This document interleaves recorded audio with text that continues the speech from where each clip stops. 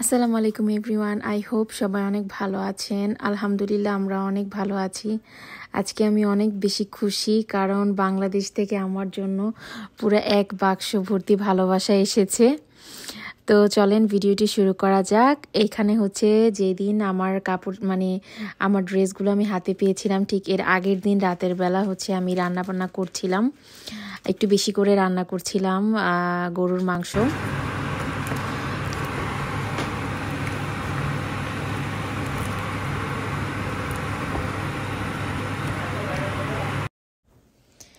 তো এই তো এখানে আমার রান্নাটাও কমপ্লিট হয়ে গিয়েছে। এখন হচ্ছে আমরা রাতের খাবারটাও খেয়ে নিব।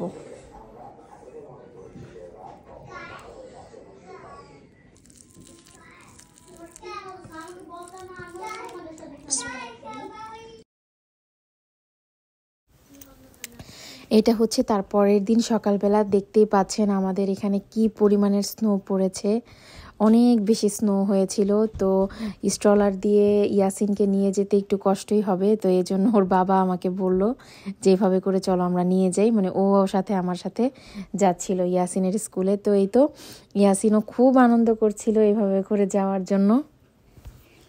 তো আমি, আমার ভাই আর আমার বাবা তখন আমাকে আনতে গেছিল। এরপরে আমার তখন বাবা আনতে গেছিল, আমরা দুজনে মিলা ওইখানে বসে স্নোতিয়া বসে আমরা একসাথে গেছিলাম। এরপরে একটা উঁচু জায়গায় আমি আর বসতে পারি নাই। তো এইটা হচ্ছে স্কুলে দিয়ে আসার পরে, তারপরে তো বাসায় ছিলাম, কাজকর্ম করলাম, রান্নাবান্না। তো একটা কাজে বাহিরে গিয়েছিলাম, বাহির থেকে আসার পরে এই পার্সেলটা আর কি আমি দেখেছি। তো এখানে অনেক ধরনের ড্রেস ছিল আমার, বাংলাদেশি এসেছে। আমার যে এত বড় পার্সেল এসেছে আমি তো জানি না, আমার হাজব্যান্ড হচ্ছে রিসিভ করেছিল, ও আমাকে বলে না। তারপরে তো রাধা এসে যখন দেখলো এত বড় পার্সেল, রাধা আমাকে বলল যে মা পার্সেল এসেছে। তখন তো আমি তো একদম খুশিতে আত্মহারা, একদম অনেক খুশি আমি। বলো। এরপরে আমি স্কুল থেকে আসি, আমি বাথরুমে গেছিলাম, বাথরুম থেকে বাইরে হয়ে আমি দেখলাম কি একটা বক্স। এরপর আমি বললাম আম্মু আম্মু দেখো না একটা বক্স। আমার এরপরে আমার আম্মু বলতেছে কি কিসের বক্স। এরপর আম্মু দূরে আল্লাহ তুমি। এরপর আমার বাবাকে বল আল্লাহ তুমি আমাকে বলো না কেন, অনেক খুশি হয়েছি, লাভ হইতেছে খুশিতে। তো এখানেই দেখতে পাচ্ছেন এগুলো হচ্ছে রাধোয়ার শাড়ি, রেডিমেড শাড়ি, একদম ব্লাউজ সহকারে রেডিমেড বানানো, অনেক সুন্দর ছিল। এই যে এখানে এগুলো হচ্ছে ইয়াসিনের পাঞ্জাবির সাথে ম্যাচ করে কোটি, তারপরে ওর আলাদা পায়জামা। তো অনেক কাপড় চোপড় ছিল, অনেক ধরনের কাপড় চোপড় ছিল। এগুলো হচ্ছে আমার মেক্সি ঘরে পরার। তারপরে আমার কিছু ওয়েস্টার্ন ড্রেস ছিল যেগুলো আমার ভাই দিয়েছে, ওর স্টোরের ড্রেস। তারপরে আবার অনেকগুলো ড্রেস হচ্ছে বাহিরের 3 পিস যেগুলো, সেগুলো কিনা ছিল।